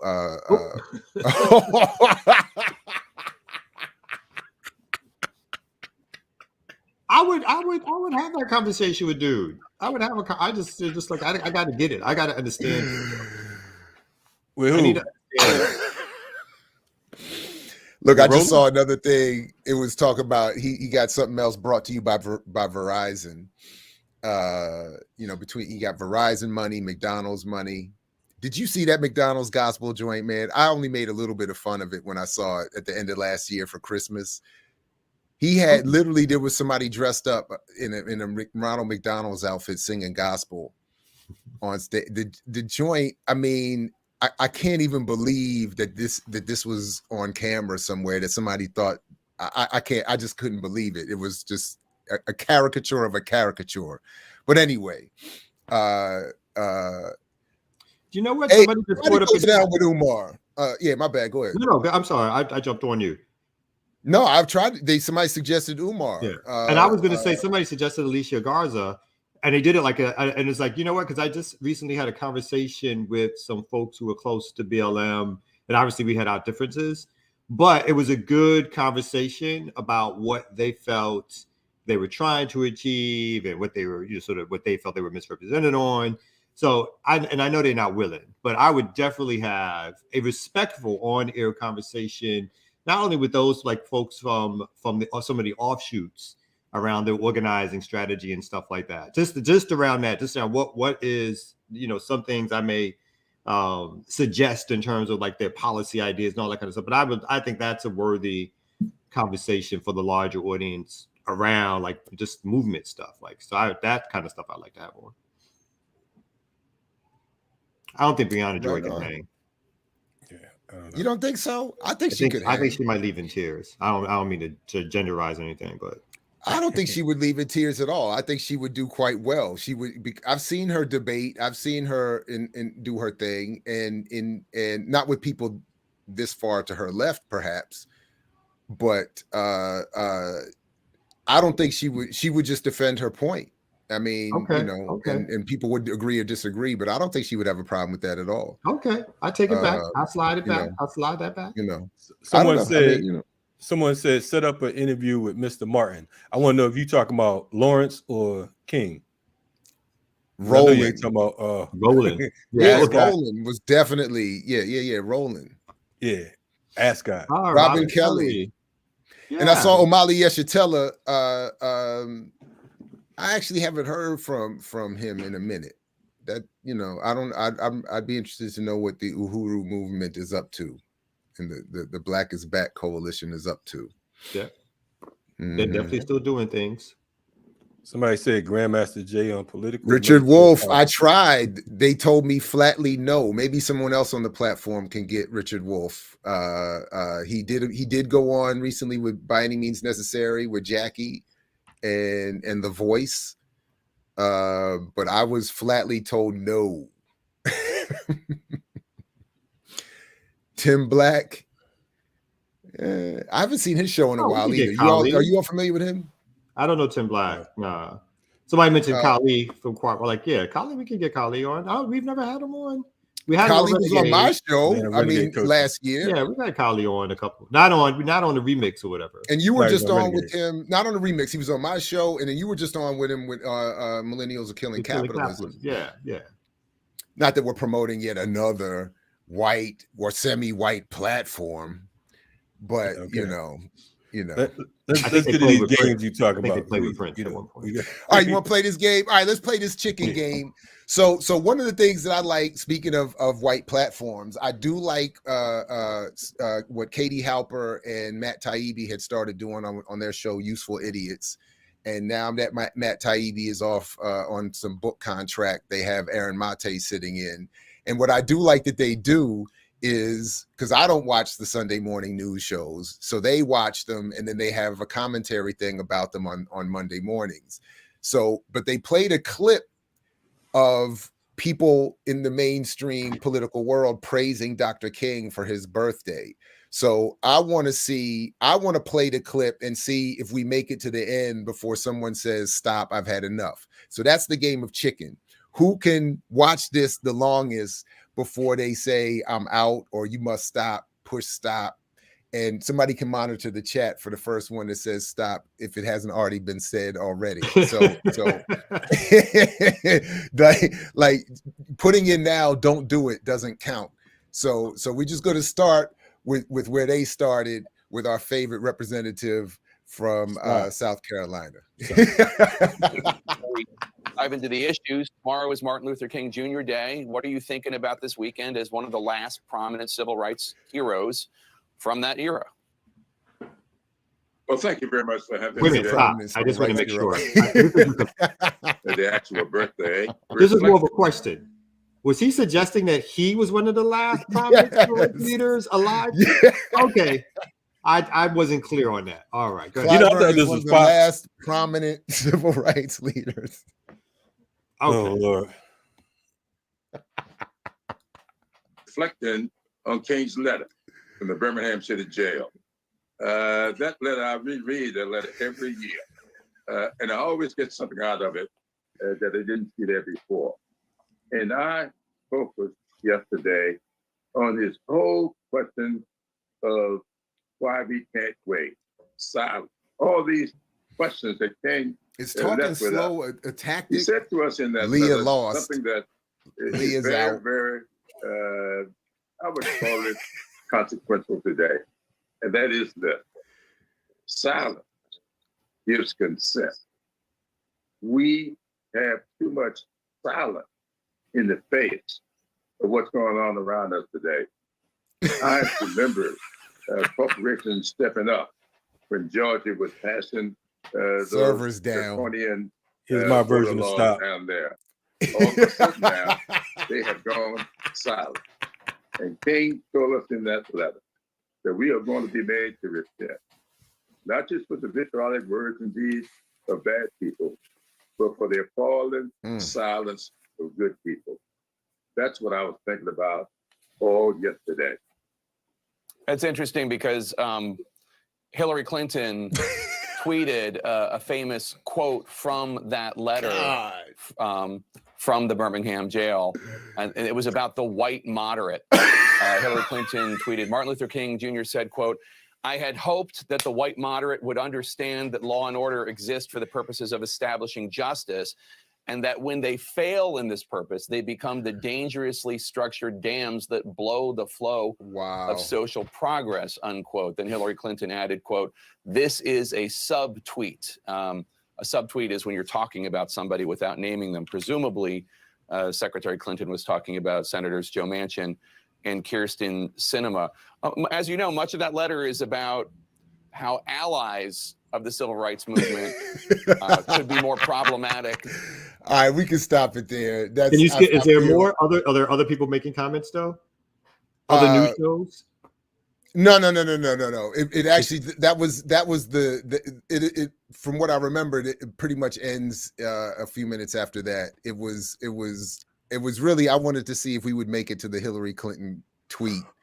And that was really what I wanted to get in there. The only other little shot I would want to take at the show that I do enjoy watching is that Katie Halper and Aaron Mate make fun of Hillary Clinton, presuming that they are the legitimate white left. So they have an somewhat extended conversation about Hillary Clinton claiming that she is a liberal, is wanting to make fun of the white establishment that King was making, pointing out. But so in other words, again, that these folks that I think do great work and I enjoy their platforms, but who never talk about our political prisoners or whoever certain left edge set themselves are the genuine in solidarity white strugglers. So I mean, anyway, but all of that to me was just interesting, a little bit painful, I admit, but a sign of where we are. Yeah. Thanks for that torture, Jared. Sit here and listen to these weirdos.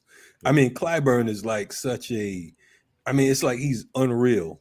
You know what I mean? It's like if there's a walking, breathing, living example of an Uncle Ruckus, it's like, and he's in South Carolina. That's the thing that's like, that really like just blows it out the water. You're like from the home of Strom Thurmond, and I'm waiting for someone to say that he's actually Strom Thurmond's other son. Other son, right. They look like they're around the same age, but who knows? But yeah, so.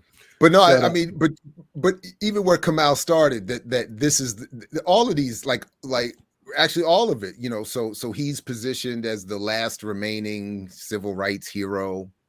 And shout out to whoever just put us over 200 viewers. We do get so that we now qualify for the Ear Doctor outro mix. So the little Fat Albert and the gang dance. Congratulations. Okay. Right, exactly. So he gets to be repositioned as some civil rights hero. The interviewer and this in CNN gets to claim credit as being some liberal supporter of Dr. King's legacy and whatever. Mate and Halper get to be positioned as the radical white left. Hillary claims the position as the I guess the liberal left that King was not critical of. I mean, it's just all maddening. And then here, and anyway. So check out the stuff that we have at BPM. I did something about King. We had Jackie posted stuff about King. Kalanji about Patrice Lumumba. It's like that's again why I'm very happy about what we're attempting here at BPM, coming up on our first year anniversary ourselves. Because it's just so much madness out here. It's just so wild. I mean, yeah, and definitely to what you just said, Jared, we are officially at our 11th month. Yesterday marked 11 months of Black Power Media. You know what I mean? So folks that don't know, because I've had some folks asking like, how long have y'all been on? And y'all got some real dope content. We have officially been on for 11 months as far as Black Power Media, the outlet itself, the platform itself. And again, next month on the 17th, we're planning on something big. So, let us know how you want to support us. One thing that we're going to ask you to do is definitely, please ask your folks to subscribe, because in fact, we need to hit this 20G mark, and not for the sake of just having numbers, but we need to definitely show our force in regards to the content itself, because we have some heavy hitters from all over the planet. And I mean, it's up to you. Are we going to share this thing, or are we going to hoard it? So yeah. I wanted to say one more thing about the King stuff that came to mind. It's like somebody sent out a tweet that says, and it was such a fantastic just a short statement about how King is used. It's like they killed King and then they use him to keep us in check. Right. I mean, that's what the legacy of King is for white liberals around. This is how far you can go. And again, it's a certain Dr. King that's used to do that. Everything from sort of the integrationist view, never talking about his stance on Vietnam, never talking about his not just anti-capitalist views, but actually socialism as an ideological position he supported. But he's used by these news year after year, these news shows, these moderate pundits to tell us what kind of society we are supposed to be striving for and how we're supposed to be striving to get it. So and that's why it's so important, again, just to restate it again, just how when we put out information about who the real Dr. King was, the way he was leading, may not have been everything that some of us all subscribe to, but he wasn't that Dr. King that mainstream media and that these Democratic pundits and even these Republicans try to tell you who this person was. When people remark at the time of his death, he was one of the most unpopular leaders for white people in the country because of the statements he made and the positions that he took. So it's important to understand that, and it's important to understand how folks are using Dr. King's words and image to get you to believe in America and to trust America when America killed Dr. King and then refurbished his whole image into something that takes out of his hardcore politics around what life in America is like. So yeah. Yes. And last night. Go ahead. Oh yeah, my bad. Go ahead. No, I was just going to say, for folks who are just tuning in, make sure, like I said, 7 p.m. tonight, I'll be rapping with Professor Griff of Public Enemy on his platform, Serious Minds. So if you are available, please check us out. I don't have the link right now, but you can go to my Twitter, which is @Kalanji Changa, and we'll have that information later on today as far as where it's going to be. And if you know Professor Griff, there's always some controversy. Hopefully I won't get Nick Cannon after I do that interview with him. So definitely check that out if you get a chance. Just real quick before we get out of here, just to that point you were making come out, a shout out to Sam Husseini and the Institute for Public Accuracy, who every once in a while include me in their newsletter about King. And as a result, I get these interviews that I would normally never get. And I was on this radio station last night, white, liberal, Buffalo, New York. And to your point, Kamal, the dude kept asking me, things about the Democratic Party and the Voting Rights Act, and what would King say about Biden's attempt at the infrastructure and the Republicans trying to stop him and all this other stuff. And I was just like, wait a minute, trying to constantly having to come back to King's targeting was aimed at white liberals and the black bourgeoisie, but white liberals and their insufficiency, his own criticism of the Voting Rights Act and all this other stuff in his own lifetime. And he was beyond his own image then, and now we're all just dragging him back. So anyway, it's just wild to see how that keeps playing out. So absolutely right.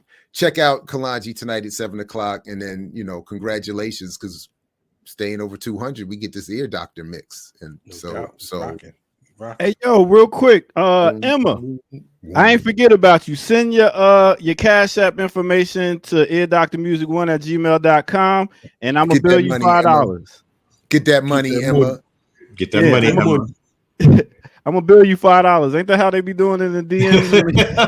Your Cash App. Send me your Cash App. By the time you're done, you're gonna be out of pocket for like $500. I mean? She gonna owe us. And big up to everybody that tuned in to Sundays on Sunday and rocked out with me, and also that checked out the interview I did on the Colonics with Kelly Jo Ray. So big up to all y'all. Now let's get into this mix of no other than a Big Daddy Kane. Let's go, y'all. Right on. Everybody, see tomorrow. Minutes to mellow out. Big Daddy Kane is on the mic, and I'ma tell about a minimum length of rhyme, strength, and power. So listen to the man of the hour. Flow and go to a slow tempo, and sing ho, swing low, and yo, the show will go on. Zopper transform, transforming on stage like a Decepticon. But I'm not animated like a cartoon. Rugged and real, you're on standstill. To obey your case, so let the man build. Words of rapture that you have to capture. And I just slapped ya with a handful of literature. This dope, deaf, fresh, hype, choice, smooth and raw. Rappers I replace, rub out and erase. Competition, you must be on freebase. Open your eyes, get wise to the exercise being taught by the teacher. That's most dominant. You need knowledge? Well, I'm dropping it. Listen to the rap, allow it to trap your body and soul so that you can adapt to the man on display as I take you away. So may I? Yes, you may. Oh yeah, I'm with this. I'm just gonna sit here laid back to this nice mellow beat, you know, and drop some smooth lyrics. It's 88. Time to set it straight, you know what I'm saying? And there ain't no half stepping. Word. I'm ready.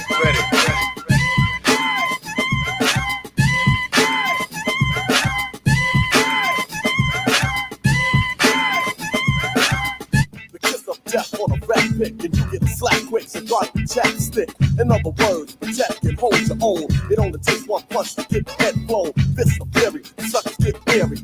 Cause the cane got more spice than fury. I add the flavor down on paper, and nothing can save you. Catching the vapors.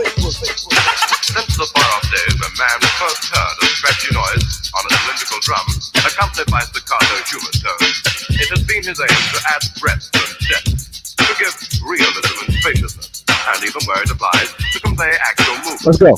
Intro, I start to go, my rhymes will flow, so get up and dance, cause Kane said so. If you were lounging around, it's time to get up. Pardon my expression, but I'ma tear shit up. I'm here, right here, scared, damn, man, must be scared, never did it from here. I just been clear, getting business, whoever sat what you're saying, you wouldn't get it clear.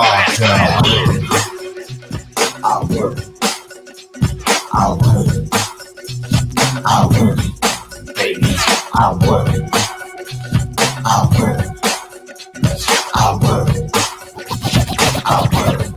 Baby, question. The conquering brother that varies and never ceases. Violators pick up the pieces that are left behind as you're left to find. The fury of the 5 fingers of death. My mind gripping on a microphone, reciting a poem, giving competition a Big Daddy syndrome. Some step up, none kept up. They rap a brief moment and then shut up. Lips are sealed because all of this is real. I'm not about fun, I tell the real deal of society. So how we living, like a turkey on Thanksgiving, or like Robin Givens? Not to offend, I just want you to comprehend every message I send. Tell them come, get some, you little bum. I take the cake, but you can't get a crumb from the poetic, authentic, superior, ultimate, and all that good shit. I'm the original Asiatic, acrobatic, there you have it. Now get dramatic, creating drama when I'm on the scene, and I pack 'em in mean like Bruce Springsteen. I provide the style is mild, and meanwhile I put on trial and rap pile and exile. Let it make it level and stumble in a rumble, just credible. And I'm still calm and humble. Let it roll, get bold. I just can't hold back or fold, cause I'm a man with soul, in control and effects. So what the heck? Rock the discotheques and this groove is what's next. Attack, react, exact, or mac, or move you with a strong song as long as you groove to this. I keep the crowd loud when you hype. Do damage on stage and into the mic. As I shoot the gift and see stand stiff while my rhymes stick to you like Skippy and Jeff. Feel my blood fist on my death kiss. The rap soloist, you don't want none of this. Supreme in this era, I reign with terror. When I grab the mic, believe you're gonna hear her. Fascinating rhyme as I enchant them. So let's all sing the Big Daddy anthem. Wrath of Cain, taking over your circumference, destroying negativity and suckers that come with the weak, the whack, the worst, the poor. I thrash back, and 10 more. Blow up the scenery, I bring some lunacy. You need a savior to save your soul on me. I prey on rappers like a haunted ghost and stomp them out like a wanted roach. I slay my prey and they decay. I blow away and throw away some doorway, cause I don't play. Attacking like a psychopath, breaking rappers in half, so feel the wrath of Cain. Here to bring trouble. Here to bring trouble. And that's what it is. This is the Remix Morning Show. Thank y'all for coming out. We see y'all tomorrow morning at 8 a.m. to 10 a.m. That's what it is. Remix Morning Show. Ear Doctor, I'm out. Peace.